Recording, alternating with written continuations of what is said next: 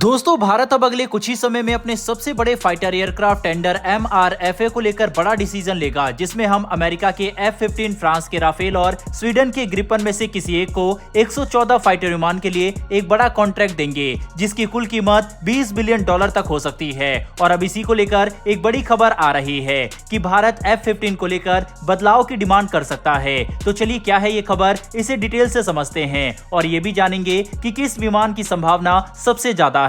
दरअसल दोस्तों सामने निकल कर आ रही लेटेस्ट रिपोर्ट के मुताबिक भारत आगे अगर F-15 जैसे शक्तिशाली फाइटर विमान को खरीदने पर फैसला करता है तो इस बात की काफी ज्यादा उम्मीद है कि हम इसमें एक बड़े बदलाव की डिमांड करेंगे, जो है इस एयरक्राफ्ट में लगे इंजन को लेकर। दरअसल फिलहाल के लिए F-15 विमान के अंदर प्रैट एंड विटनी द्वारा बनाया गया F-100 इंजन इस्तेमाल किया जाता है, जबकि जनरल इलेक्ट्रिक के साथ भारत के मजबूत संबंध और हाल ही में F414 इंजन को लेकर हुई डील के बाद भारत अगर F-15 को खरीदता है तो हम इसके इंजन को बदलने की डिमांड कर सकते हैं। काफी संभावना है कि भारत जनरल इलेक्ट्रिक द्वारा बनाए जाने वाले F110 इंजन को F-15 में लगाने का डिमांड करे, क्योंकि इससे भारत को काफी ज्यादा फायदा होगा। जनरल इलेक्ट्रिक के साथ कॉन्ट्रैक्ट साइन करने से लेकर लॉजिस्टिक मेंटेन करना भारत के लिए ज्यादा आसान होने वाला है, जिसकी वजह से भारत इस इंजन को प्राथमिकता देगा। वहीं पर अमेरिकी वायुसेना भी खुद जनरल इलेक्ट्रिक के इंजन को ही चुन चुकी है। 2031 तक प्रोडक्शन किए जाने वाले 136 F-15 विमान में इन्हीं F110 इंजन का इस्तेमाल किया जाएगा।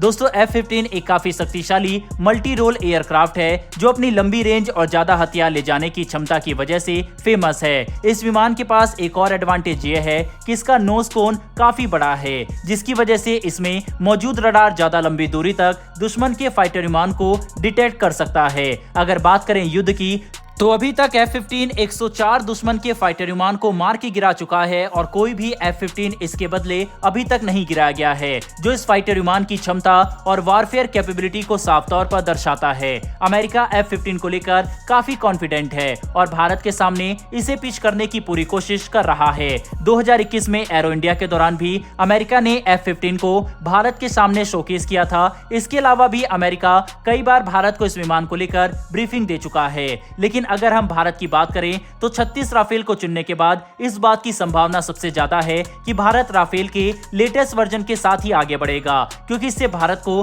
काफी बेनिफिट होने वाला है। हालांकि अभी कुछ भी पक्के तौर पर नहीं कहा जा सकता, जिसकी मुख्य वजह तो यह है कि भारत 36 राफेल के साथ नौसेना के लिए 26 राफेल मरीन की खरीद कर चुका है, जो कुल मिलाकर 62 विमान होते हैं। और अगर इन्हें ऑपरेट करने के साथ हम 114 F-15 भी खरीदे तो इससे हमें लॉजिस्टिक में कोई खास परेशानी नहीं आएगी, क्योंकि 60 से ऊपर विमान एक अच्छा नंबर होता है लॉजिस्टिक मेंटेन करने के लिए, जिसकी वजह से इस बात की संभावना बताई जा रही है कि भारत का फैसला पूरी तरह से इन विमान की कैपेबिलिटी और अपनी रिक्वायरमेंट के हिसाब से होगा। यही वजह है कि इस समय F-15 फाइटर विमान की दावेदारी भी काफी ज्यादा है। बहरहाल बढ़ते हमारी दूसरी खबर की तरफ। ये खबर इंटरनेशनल एटॉमिक एनर्जी एजेंसी के डायरेक्टर जनरल की तरफ से भारत के न्यूक्लियर रिकॉर्ड और प्रोग्राम पर किए गए कुछ बड़े बयान को लेकर है। दरअसल IAEA के डायरेक्टर जनरल सोमवार को भारत के प्रधानमंत्री नरेंद्र मोदी से मिलते हैं और मीटिंग के दौरान उन्होंने कहा कि न्यूक्लियर सेफ्टी के मामले में भारत का रिकॉर्ड दुनिया में सबसे अच्छा है। साथ ही उन्होंने भारत के अंदर न्यूक्लियर टेक्नोलॉजी और न्यूक्लियर पावर प्लांट के क्षेत्र में हासिल की गई उपलब्धियों की भी तारीफ की। वहीं पर भारतीय प्रधानमंत्री ने IARA डायरेक्टर जनरल के साथ बातचीत करते हुए उन्हें आश्वासन दिया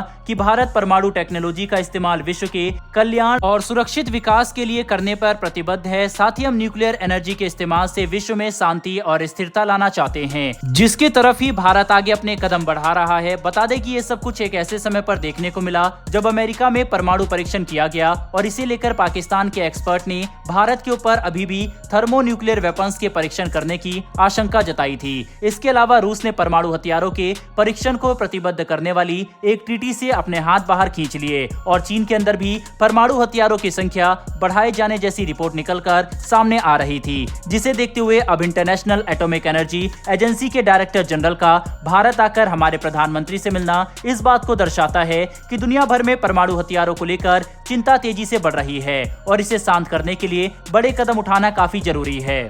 कुल मिलाकर समझने की कोशिश करें तो भारत परमाणु हथियारों और टेक्नोलॉजी को लेकर काफी संवेदनशीलता के साथ काम करता है, जबकि दुनिया भर में हुए रिसेंट इंसिडेंट से हमें न्यूक्लियर सेफ्टी को लेकर जागरूकता बढ़ाने की जरूरत है। वरना न्यूक्लियर डिसआर्मामेंट का सपना बस एक सपना ही रह जाएगा। बहरहाल दोस्तों, इस वीडियो में इतना ही, लेकिन आपके हिसाब से क्या भारत को राफेल की जगह F-15 MRFA टेंडर के तहत खरीदना चाहिए या फिर नहीं? इस पर आपकी क्या राय है? कमेंट बॉक्स में लिखकर जरूर बताइएगा। साथ ही हमारी आने वाली डेली डिफेंस से जुड़ी ऐसी वीडियो के लिए नीचे दिए गए सब्सक्राइब बटन को प्रेस कर बेल आइकन को जरूर दबा लें, जिससे हमारी डेली वीडियो आप तक सबसे पहले पहुंच सके। फिर मिलेंगे ऐसी एक नई वीडियो के साथ। धन्यवाद। जय हिंद।